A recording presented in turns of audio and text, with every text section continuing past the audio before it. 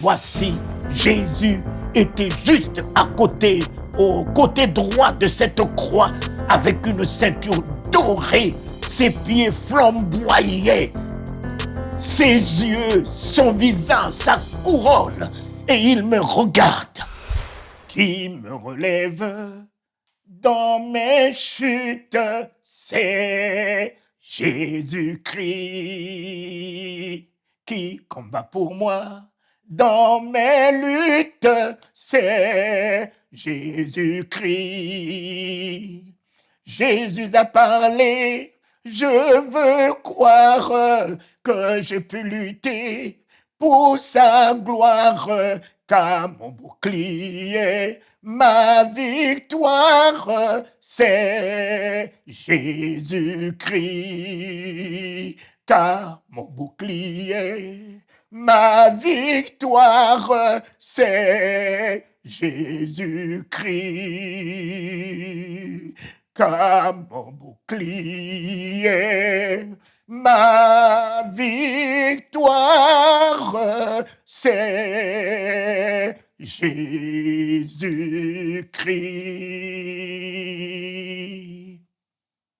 Il existe le ciel, le lieu où le Christ nous en avait fait la promesse. Cela existe. L'enfer aussi existe. Pour vous qui dites que l'enfer n'existe pas, vous n'avez pas à l'approuver. Mais moi, qui ai vu l'enfer, qui n'est pas fait pour l'homme, l'enfer est fait pour Satan et ses acolytes. Dieu aime tellement l'homme qu'il ne peut pas créer l'enfer pour l'homme. Vous savez, vous avez une alliance avec Dieu.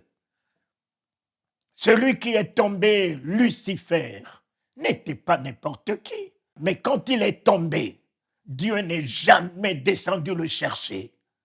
Mais quand Adam est tombé, il a une alliance avec Adam. Il a une alliance par son image, sa ressemblance avec Adam. Mes enfants, vous pouvez abandonner Dieu, car Dieu n'a jamais abandonné. Quand vous me dites, Dieu ne m'abandonne pas, Dieu ne m'abandonne pas, mais c'est nous qui l'abandonnons. Dieu n'a jamais abandonné, puisque tu vis de son souffle. Il est en toi par le souffle. Il est avec toi par le vent qui est tout autour de toi. Donc Dieu ne peut pas abandonner l'homme. Dieu tient les cieux, Dieu tient la terre, Dieu tient ta destinée. C'est l'homme qui l'a abandonné. C'est Adam qui l'a abandonné. Mais il est descendu quand même dans le jardin, bien que Adam a désobéi, bien que Adam a rompu la communion avec lui, mais il n'a pas rompu la communion avec Adam. Il est descendu. Adam, où es-tu? Adam, où es-tu? Oh, Dieu nous cherche. Il nous cherche pour sa gloire. Oui. Quand je suis revenu de l'enfer, où je suis tombé aux pieds de cet ange qui m'a accompagné, mes amis, j'ai vu des hommes de Dieu ayant la Bible à la main, rentrer dans l'enfer avec la Bible à la main. Mais il y a des marabouts qui ont la Bible. Quand tu arrives, ils sont capables de te citer les psaumes. Nous faisons ces histoires avec la Bible. Quand on bande tes yeux et que tu arrives pour une consécration de la maçonnerie, on trouve ces 3 livres principaux de la religion, la Torah, la Bible et le Coran. Et on te donne la conviction que si tu es chrétien, on te dit, voilà, nous ne sommes pas contre la Bible. La Bible est là. Et quand tu vois la Bible, tu dis, tous ces gens-là sont aussi des chrétiens. Mais les chrétiens, Jésus n'était pas venu faire de nous des chrétiens, mes chers amis. Jésus est venu faire de nous des fils de Dieu. Ne soyez pas des chrétiens, devenez des fils. C'est à cause du comportement des chrétiens que les gens ne veulent plus croire en Jésus. C'est à cause de leur mentalité que les gens deviennent rebelles. C'est à cause de leur vicissitude, l'état de cœur, l'état d'esprit, leur mentalité que les gens ne veulent plus de Jésus. Mais Jésus n'était pas venu faire de nous des chrétiens. Il est venu faire de nous des fils de Dieu. Devenons des fils pour avoir le comportement de notre Père, la mentalité de notre Père, le langage de notre Père. Voilà, mes chers amis. En revenant de l'enfer, je me suis retrouvé à côté d'une petite piste, d'un sentier. Et l'ange me dit, mets tes pieds. J'ai dit, mais il n'y a pas de route, il n'y a pas de sentier. Il dit, mets tes pieds. Et je mettais mes pieds. Et alors, au fur et à mesure, ce sentier étroit, mon cher ami, est du niveau de la révélation. La route est spacieuse, le boulevard, tout le monde suit. Mais aller au ciel, c'est un sentier étroit. Étroit, il ne faut que le Saint-Esprit pour te révéler ce sentier étroit où très peu des hommes, des femmes puissent avoir accès, puissent avoir la révélation. Seigneur, tu es le chemin. C'est toi le chemin qui mène au Père, au royaume. Le chemin, caché aux yeux des hommes. Si les hommes savaient qui tu étais, ils t'auront du tout pas crucifié. Merci de ce que tu te révèles à nous, Seigneur. Merci parce que tu te positionnes pour que nous puissions marcher sur toi pour avoir l'accès du royaume.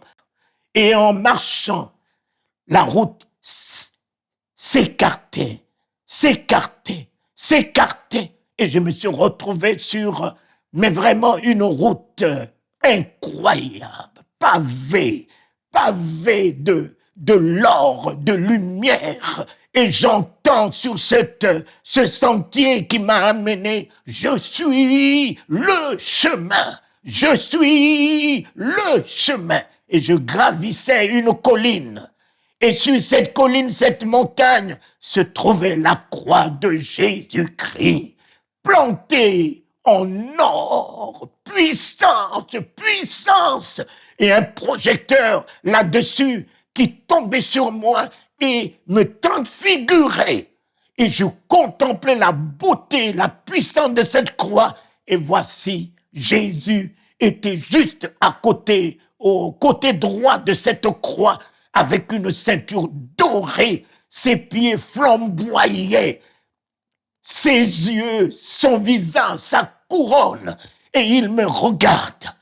Et je m'avance vers lui, et en m'avançant vers lui, il me tend sa main. En me tendant sa main, voilà le sang qui coule de la paume de sa main. Oh, quand j'ai vu le sang couler, je me suis prosterné. J'ai dit, oh Seigneur, c'est ma colère qui t'a fait percer la main. C'est ma nervosité qui t'a percé la main. Seigneur, c'est mon hypocrisie qui t'a percé la main. Le sang de Jésus coulait et je me suis prosterné. Quand je me suis prosterné, il s'est abaissé et dès que le corps du Seigneur m'a touché, sa main m'a touché, je savais que j'avais apporté une tenue de la terre. Mais dès que son corps m'a touché, je ne sais qui m'a déshabillé, je me suis retrouvé dans un diadème, un joyau, mais resplendissant de gloire, mais incroyable, ce qui nous attend, le vêtement qui nous attend, la tenue que le Christ nous attend pour que nous puissions être vêtus de sa magnificence, de sa beauté incroyable. Et cela, on se tourne, il me prend par sa main, comme l'époux prend son épouse. Et voici un tapis rouge dressé. Et le long de ce tapis, les séraphins, les anges à 6 ailes, Oh, 2 ailes pour se cacher, mais des anges puissants, puissants. 2 ailes pour se cacher les pieds, 2 ailes pour se cacher le visage. Ils ont élevé les 2 ailes à l'épouse de l'agneau. L'honneur, la gloire, la victoire au siècle des siècles. Oh, le Seigneur m'appuyait contre lui. Je sentais l'amour qu'il avait pour moi. Je sentais l'affection qu'il avait pour son épouse. Je vivais l'honneur qu'il affichait à son épouse, qu'il attribuait à son épouse. Et on a visité, oh les fleurs, oh la beauté du ciel. Il n'y a pas de soleil là-bas. Il n'y a pas d'étoiles là-bas. Il n'y a pas de lune là-bas. Il n'y a que lui qui resplendit, lui qui fait la lumière de ce monde à perte de vue. Tu pouvais regarder d'ici jusqu'aux États-Unis, d'ici jusqu'au Canada. Tes yeux n'ont pas de borne. Tu vois, il n'y a pas de vieux là-bas. Lorsque même tu as 90 ans, 100 ans, 200 ans, complètement déchiqueté par le poids de l'âge, dès que tu rentres là-bas, tout est régénéré, tout est restauré, tout est beauté. Les maisons, tu ne connais pas la fondation, tu ne connais pas la toiture.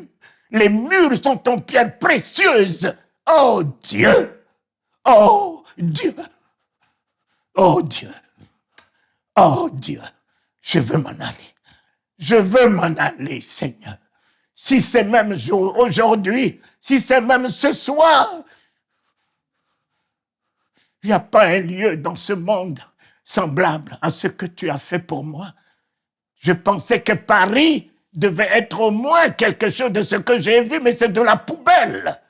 Je suis rentré dans la Maison Blanche. Quelle Maison Blanche? Mais relevez la tête pour voir la Maison Blanche dans laquelle vous logerez aussi demain. La maison de vie, la maison de gloire, la maison de la magnificence que Christ a bâtie pour vous.